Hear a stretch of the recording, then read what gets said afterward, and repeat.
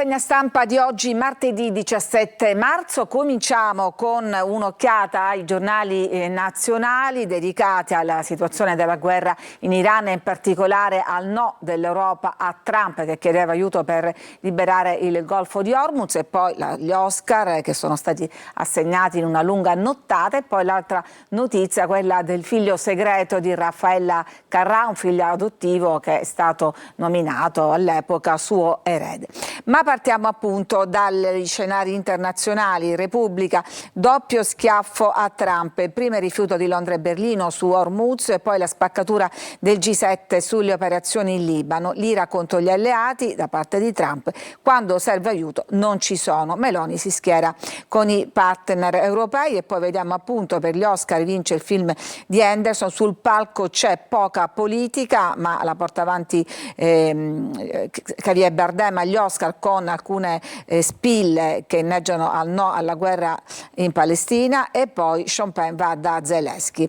Andiamo a vedere il Corriere della Sera. L'Europa dice no a Trump, l'Unione Europea dice che Hormuz è fuori dal raggio delle loro operazioni, il leader USA ripete quando serve aiuto non ci sono. E qui vediamo invece la Raffaella Carrà, il segreto di Carrà, spunta il figlio adottivo è l'unico erede, e fa sorridere l'editoriale, la rubrica di Massimo Gramellini che dice con sollievo che in tempi di iperconnessione un figlio adottivo segreto, un segreto insomma un segreto che viene rispettato per tanti anni e che non finisce in pasto ai social come accade ormai con quasi tutto. Questa idea di non poter mai sapere davvero su tutto sugli altri e nemmeno su me stesso mi riempie di fiducia nel futuro, e quindi l'ipotesi di poter avere almeno qualche segreto. Vediamo La Stampa.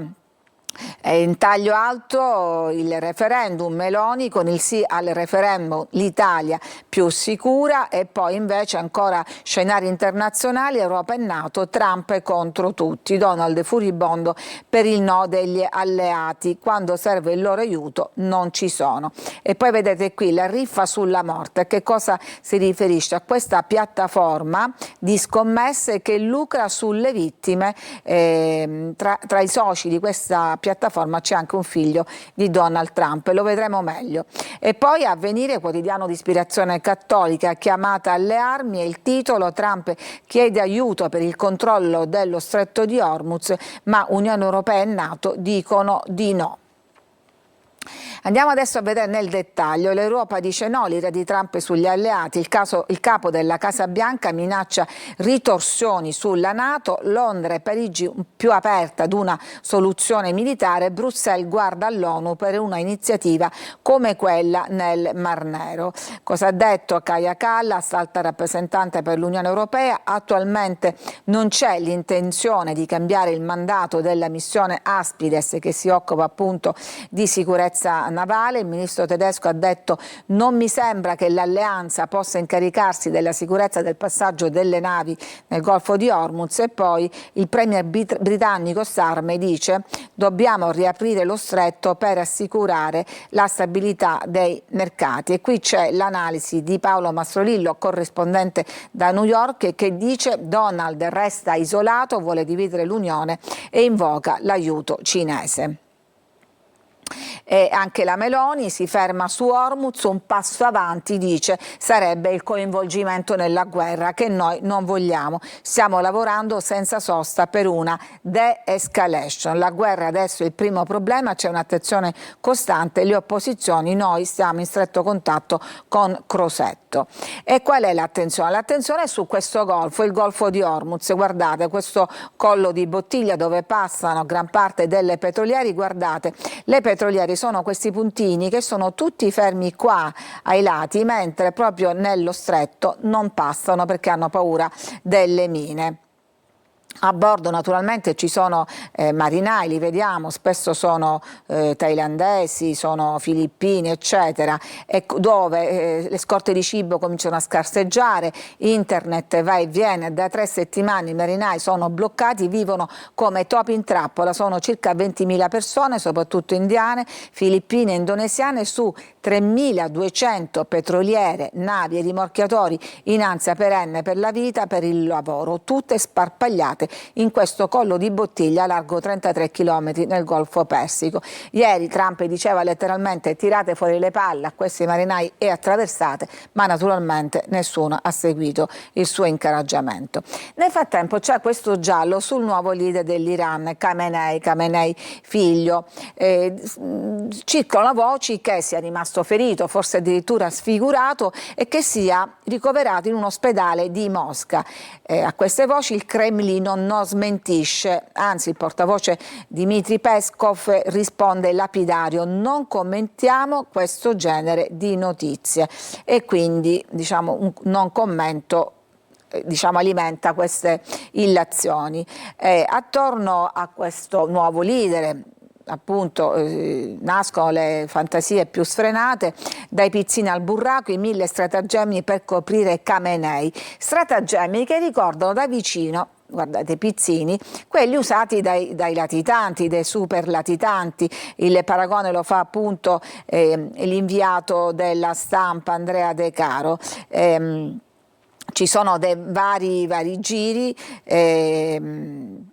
naturalmente lo cercano in tutti i posti tranne nelle località indicate come sedi governative. La base è uno scudo a cerchi concentrici che non si conoscono tra loro, per cui se ci fosse una breccia non si potrebbe risalire a tutti gli altri. L'anello più vicino deve essere composto da poche forze, non possono essere numerosi per non dare nell'occhio. Il secondo cerchio deve essere affidato a insospettabili, civili, bambini, donne, che portano i messaggi al terzo cerchio, quello che trasmette la comunicazione alla leadership politica. Qual è il mezzo? Appunto, il mezzo non possono essere i telefonini, che sarebbero hackerabili, resta sempre valido il sistema RINA, cioè i pizzini, fogli di carta, niente di più. Poi man mano che si va avanti ci si avvicina di nuovo alla tecnologia.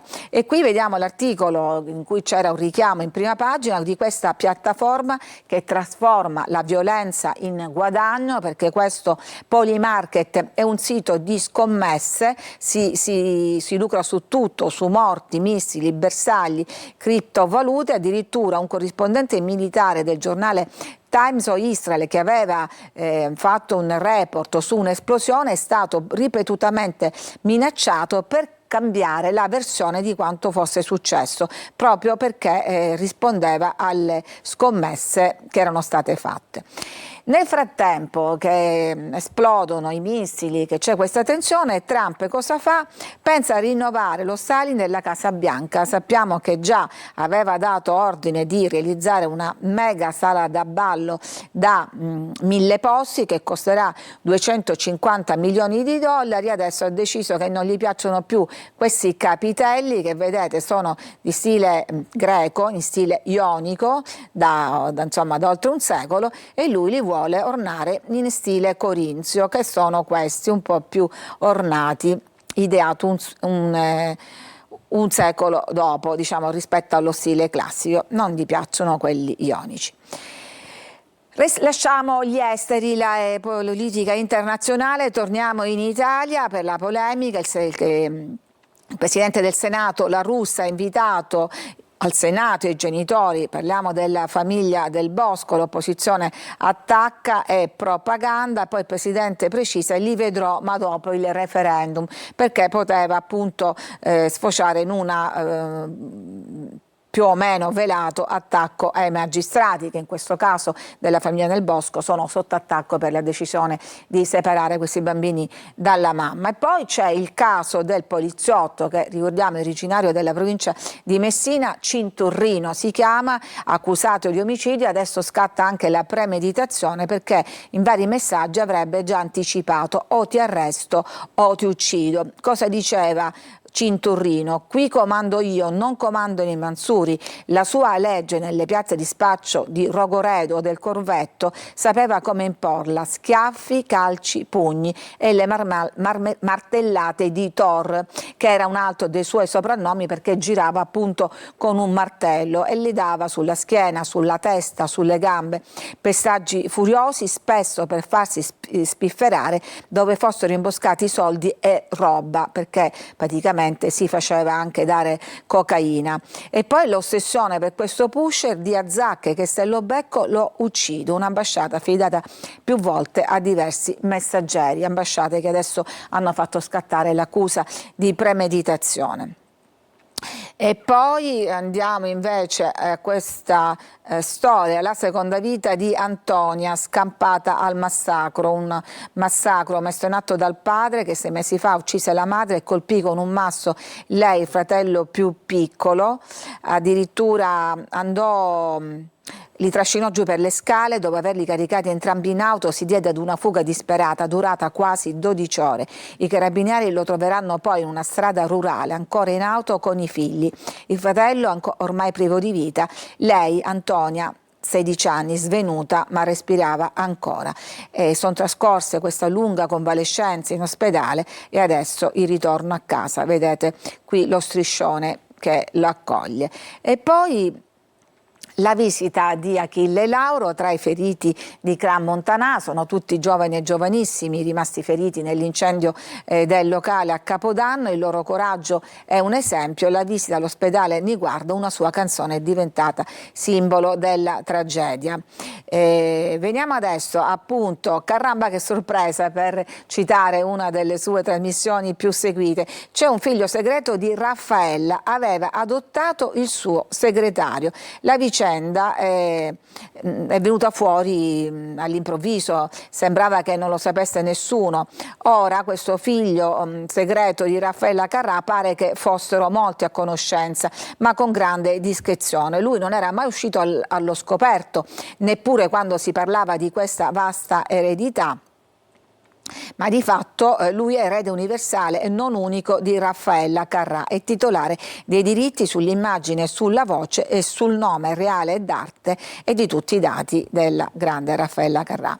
Veniamo agli Oscar, ieri appunto le premiazioni, monologhi, spille sul red carpet e parole sulla libertà di espressione, la satira del presentatore O'Brien, il messaggio pro Gaza di Bardem, a fare incetta di premi è stata il film Una battaglia dopo l'altra. Ha trionfato conquistando ben 6 premi su 13 candidature. Siamo in chiusura, vi voglio leggere questa intervista alla madre dell'intelligenza artificiale, probabilmente una delle mamme, una scienziata, Carlucci Aiello, pioniera degli studi in Italia e quindi diciamo la cui opinione è molto importante. Le chiedono che futuro avremo con l'intelligenza artificiale. Lei dice: l'intelligenza è già entrata nelle nostre vite, guai a farsi trovare impreparati, altrimenti la subiremo soltanto. C'è bisogno di formazione continua per scacciare il timore che le macchine prendano il nostro posto in tutte le professioni. Il mio messaggio comunque è rivolto soprattutto ai potenti, non devono mettersi in mano ai venditori, a chi non ha etica, a chi pensa al guadagno. L'uso dell'intelligenza artificiale deve essere disciplinato.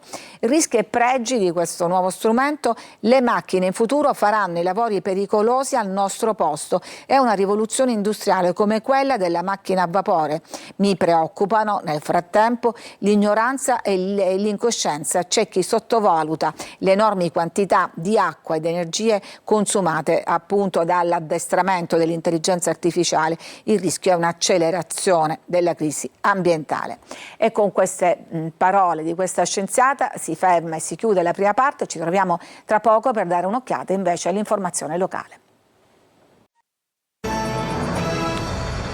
Ed eccoci ben trovati alla seconda parte della rassegna stampa di oggi, martedì 17 marzo. Diamo un'occhiata dunque all'informazione locale partendo dal sito Sicilia Web, che ci dà conto di una tragedia avvenuta a Lampedusa, una donna morta schiacciata dal cancello di casa. Eccola qui, lei si chiamava Angela Bono, 52 anni, morta in un incidente in contrada Piddu.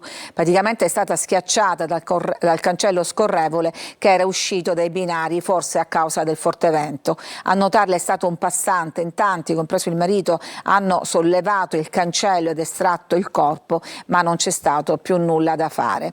E poi l'altra notizia appunto delle ultime ore: morta dopo intervento a Catania. I medici hanno ignorato un'infezione. Il tribunale ha accertato la responsabilità dell'ospedale, parliamo del Policlinico San Marco, obbligandolo ad un risarcimento complessivo di 1.300.000 che è stato riconosciuto dal Tribunale di Catania ai familiari di una paziente deceduta nel 2015 per gravi complicanze insorte dopo un intervento urologico. La sentenza, rivela l'associazione Codici, ha accertato la responsabilità dell'ospedale accogliendo la domanda degli eredi. Secondo quanto emerso nel corso del giudizio, la paziente era stata sottoposta ad un intervento di ureterolitotrissia, nonostante gli esami preoperatori evidenziassero la presenza di una infezione urinaria in atto, infezione che dopo l'intervento si è aggravata fino a provocare un'infezione generale complicato da emorragia e quindi la morte, e adesso il cospicuo risarcimento. E poi sempre l'ultima ora, assalto con esplosivo al centro di Catania, è successo in via Dottor Consoli, i banditi sono riusciti ad aprire la cassaforte ma all'interno non c'era denaro. Torniamo adesso ai quotidiani, partiamo dalla Sicilia, quotidiano di Catania, parco militarizzato, il caso delle Madonie finisce in Parlamento e poi ci sono i bandi per la spiaggia di Mondello dopo la revoca della concessione alla italo-belga, sono 13 i lotti in palio e il ciclone che non molla la Sicilia orientale, e poi Viali, nuovo tecnico del Catania, arrivo con grandi motivazioni. Guardiamo adesso Repubblica Palermo, il tomo dedicato appunto a Palermo, anche qui Mondello, ecco il bando per i lidi, via le cabine dalla spiaggia, e ancora il Giornale di Sicilia, invece intimidazioni in rap, porta in prima pagina, bruciata le auto di 2 capisettori. Andiamo adesso alla Gazzetta del Sud, in prima pagina l'inchiesta sui radar a Messina, 4 gli indagati, coinvolti il proprietario della società Milillo SRL, altri collaboratori, i dipendenti, per la maggior parte studenti universitari e giovani disoccupati, venivano pagati meno di 3 euro a consegna, che poi è la paga minima invece per i rider dei grandi colossi della distribuzione. Allora, partiamo dalla polemica sulla presenza dei velivoli nel Parco delle Madonie, in una zona protetta, la zona A. Si allarga la protesta dei sindaci. Il 3 marzo scorso, spiega la Marina americana, ci sono stati dei voli di addestramento di routine, ma i primi cittadini del comprensorio, sono ben 22, non ci stanno, eravamo all'oscuro, le nostre comunità sono preoccupate e il caso adesso arriva in Parlamento con l'opposizione, ma non solo l'opposizione che va all'attacco. E poi torniamo ad occuparci di nuovi dettagli sull'inchiesta che ha travolto il super manager della regione Iacolino, che si scambiava messaggi con il boss Vetro e gli diceva: non mi scrivere al telefono, perché appunto temeva di essere intercettato, e di fatti era proprio così. Avevano attivato un Trojan, appunto un sistema che consente di registrare le telefonate.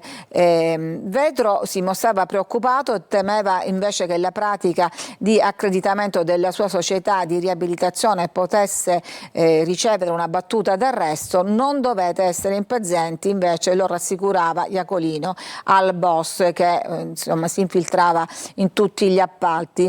E sempre su questo tema, a proposito di accordo corruttivo, ci sono anche i trucchetti per scansare le analisi richieste al porto di Balestrate.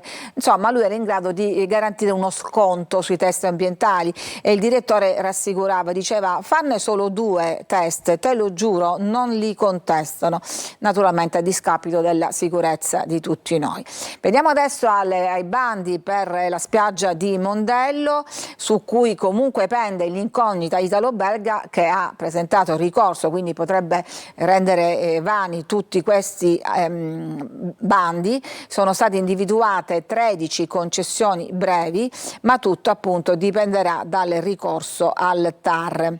Quali sono le novità? Ci sarà la garanzia della pulizia, il decoro e la sicurezza, sarà vietato l'utilizzo dei tornelli o altri dispositivi che limitino l'accesso alla spiaggia, e poi c'è il divieto di installare cabine sulla spiaggia, che per la prima volta nella storia potrebbero definitivamente sparire da Mondello. Dicevamo sono 13 lotti, sono divisi in 2 grandi blocchi. ciascun concorrente potrà presentare domanda per più lotti, ma giudicarsene uno solo. Non si potrà fare domanda per entrambe le finestre di 3 mesi dello stesso lotto, cioè giugno, agosto, settembre e novembre. E quindi un'impresa che dovesse aggiudicarsi il lotto numero 12 da giugno ad agosto non solo non potrà gestire nessun altro lotto, ma nemmeno fare richiesta per i mesi successivi per lo stesso lotto. Quindi cambia così la gestione della spiaggia, in cui i lotti vengono alternati a spiaggia libera. Anche questa è una grossissima novità. Ieri i funerali di Bruno Contrada, ex vertice dei servizi segreti, ex super poliziotto di Palermo, poi numero 3, al centro di tanti misteri. Nel 2015 la Corte europea per i diritti dell'uomo dichiarò inefficace la sua condanna per concorso esterno in associazione, ma i giudici della Corte d'Appello di Palermo hanno ribadito che l'ex poliziotto si rese comunque responsabile del reato di favoreggiamento nei confronti del boss. Ma quello che è interessante è l'intervista a Puddu, che è uno stretto, forse il più stretto collaboratore di Contrada, Efisio Puddu, un vecchio appuntato di polizia, poi passato ai servizi segreti, che ne è stato l'ombra dagli anni 70 agli anni 90. Allora lui dice: in quell'epoca bisognava sporcarsi le mani, e gli chiedono: per questo Bruno Contrada incontrava Rosario Riccobono, il capomafia di Partanna Mondello? E questo Puzzo risponde: Riccobono era un confidente, mi assumo la responsabilità delle cose che dico. E il giornalista gli chiede: non era rischioso lavorare con un certo tipo di fonti? Anche un illustro giudice, poi ucciso dalla mafia, sapeva della mia attività sotto copertura in una delicata indagine su un traffico di droga. All'epoca non c'erano norme precise sugli infiltrati delle forze dell'ordine all'interno delle organizzazioni criminali. Bisognava inventarsi sempre qualcosa per cercare di fermare una mafia che avanzava. Anche alcuni ufficiali dei carabinieri utilizzavano gli stessi metodi, frequentando la tenuta di caccia di Michele Greco a Ciaculli. Ma loro non sono stati incriminati, replica il giornalista, e lui risponde, questo collaboratore di Bruno Contrada: mi chiedo perché piuttosto hanno fatto carriera. Contrada invece è finito in carcere. Sicuramente ancora tante verità che devono venire fuori. E poi veniamo a Iolina, questo Bufera che non concede tregua, anche oggi piogge e scuole chiuse a Catania e moltissimi altri comuni. C'è una nuova allerta arancione per il maltempo, 4 voli dirottati e poi rientrati, ma al momento non si segnalano danni e interventi particolari. Ecco qua, bombe d'acqua e voli dirottati. Iolina è stata più clemente di Harry, questo ciclone che si è abbattuto e che anche oggi dovrebbe persistere con piogge, raffiche di vento, grandinate e fulmini, ha provocato molti meno danni rispetto al collega del 22 gennaio scorso, ma ancora è troppo presto per tirare un sospiro di sollievo, perché il maltempo insisterà almeno per tutta la giornata. E poi mancano 24 ore al verdetto che deciderà la nuova capitale della cultura nel 2028. Sapete che Catania è fra la cerchia ristretta delle candidate e domani insomma si gioca il futuro. La conquista del titolo darà infatti l'accesso al contributo da 1 milione di euro per i progetti, progetto che Catania ha presentato con lo slogan Catania continua. Intanto fra 2 giorni è San Giuseppe, a Palermo c'è questa tradizione delle vampe, cioè l'accensione di questi grandi roghi soprattutto alla periferia, ma non solo, e quindi si accatastano legna, ma la RAP, il comune, cerca di evitarli perché sono naturalmente pericolosi. Quindi è partita l'operazione antivampe, raccolte già 50 tonnellate di legno, iniziato il monitoraggio e la rimozione preventiva, ma diciamo è la tela di Penelope, perché per quante ne tolgono altre vengono rimesse a posto. E poi a Niscemi, ecco il piano di Siciliano, azioni per stabilizzare il crollo della frana. Intanto arrivano ristori per 4 milioni e mezzo a 246 imprese che sono rimaste danneggiate. Vi avevo già detto anche nella prima parte che Scampata a Roghe mostra a Palermo il manuale dell'inquisitore che racconta gli orrori dell'inquisizione spagnola a Palermo, un libretto pregiato per l'impaginazione, per la copertina, il velluto rosso porpora, il prezioso interno dorato, però non devono ingannare perché le sue pagine raccontano appunto gli orrori dell'Inquisizione. È il libro rosso dell'inquisitore, una sorta di manuale che gli inquisitori utilizzavano per processare i prigionieri. E chiudiamo con lo sport, perché c'è stato il terremoto a Catania, è stato esonerato Toscano, è arrivato William Viali, il nuovo tecnico rosso-azzurro, proprio ieri all'aeroporto di Catania. Cosa è accaduto tra il club e Toscano, che sembrava godere dell'appoggio, insomma aveva delle idee tattiche integraliste, scrive la Sicilia, e quindi con risultati alterni, ma ultimamente con prestazioni buone, non supportate però dai risultati, cioè un pareggio insomma non bastava, si voleva qualcosa di più, perché Viali, dopo varie ipotesi scartate, perché il gioco offensivo che ha provato a proporre durante la sua carriera di allenatore ha convinto il Catania, che infatti ha proposto e fatto firmare un accordo non da traghettatore ma anche per la stagione ventura. Poi ovviamente i contratti si possono anche stracciare o mettere in frigo, ma insomma ci sono tante aspettative per Viali, a cui si chiede di avere un po' più di grinta. Ci fermiamo, finisce qui questa rassegna stampa di oggi martedì 17 marzo, grazie per averci seguito, a tutti una buona giornata.